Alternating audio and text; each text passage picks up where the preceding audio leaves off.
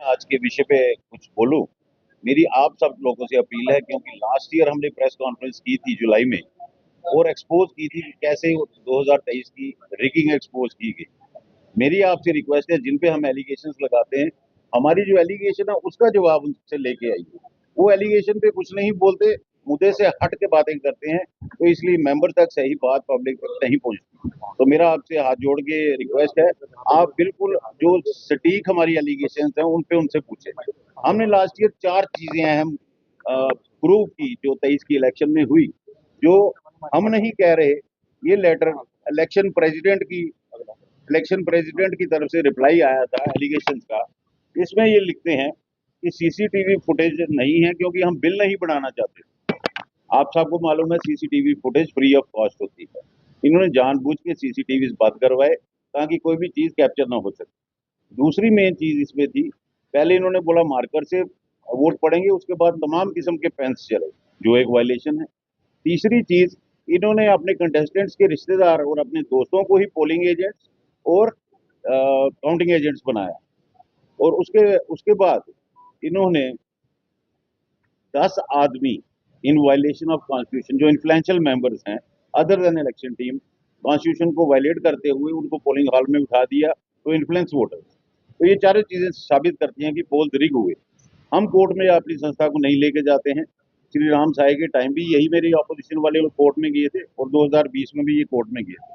लेकिन मैं इस सब चीजों को पहले तो रजिस्ट्रार ऑफ सोसाइटीज के ऑफिस में दे चुका हूँ, क्योंकि वो कस्टोडियन है ऑल दी सोसाइटीज के, और चैम्बर का कॉन्स्टिट्यूशन जो है रजिस्टर्ड है। चौंका देने वाली बात है कि 3 नोटिस देने के बाद भी रजिस्ट्रार ऑफ सोसाइटीज को चैम्बर की तरफ से एक भी जवाब नहीं आया। कि उन्होंने बोला आप अपनी एग्जेक्टिव की लिस्ट दे और बाकी जो डिटेल्स हमने मांगी। जब एग्जेक्टिव कमेटी ही नहीं है, that means chamber of commerce को इलीगली चलाया जा रहा है। अब लास्ट नोटिस जो, ये देखिए 7 तारीख का लास्ट शो कॉज नोटिस है, ये दिया है रजिस्टर ऑफ कंपनीज के ऑफिस से, और 11 तारीख तक इनको जवाब देना है, नहीं तो वो एज पर रूल्स एक्शन करेंगे। कुछ अफवाहें फैलाई जा रही हैं कि हम ये लिख रहे हैं वो लिख रहे हैं। लिखना हमारा फर्ज है, क्योंकि संस्था को हमको बचाना है। क्योंकि मैं आपको पुराना उदाहरण दूं, 2014 में मैं आया तो मैंने देखा ये तो 20 साल का किराया भी नहीं दिया इन्होंने जेडीए को, असल पेमेंट नहीं दी, 47 लाख रुपए इंटरेस्ट चढ़ गया। तो इनकी जो इस टाइप की बातें हैं, इससे संस्था का बहुत नुकसान होता है और हर मेंबर को इस चीज का लॉस होता है। उसी को देखते हुए हम सिर्फ इंश्योर करना चाहते हैं। अब इन्होंने इलीगली दोबारा उसी प्रेसिडेंट को नॉमिनेट कर दिया, और मैं आउटगोइंग प्रेसिडेंट अरुण गुप्ता को वार्निंग भी दे रहा हूँ। और उनके जो शब्द उन्होंने इस्तेमाल किए उस दिन, कि जिनको ये इलेक्शन प्रेसिडेंट मंजूर नहीं, वो चैम्बर हाउस से बाहर चले जाए। मैं एक चीज क्लियर कर दूं, जम्मू शहर में जो संस्थाओं पे कब्जा करने की प्रथा शुरू हो गई है, तो ये आउटगोइंग प्रेसिडेंट को मालूम होना चाहिए कि चैम्बर हाउस की lease deed chamber of commerce के मेंबर्स के नाम है।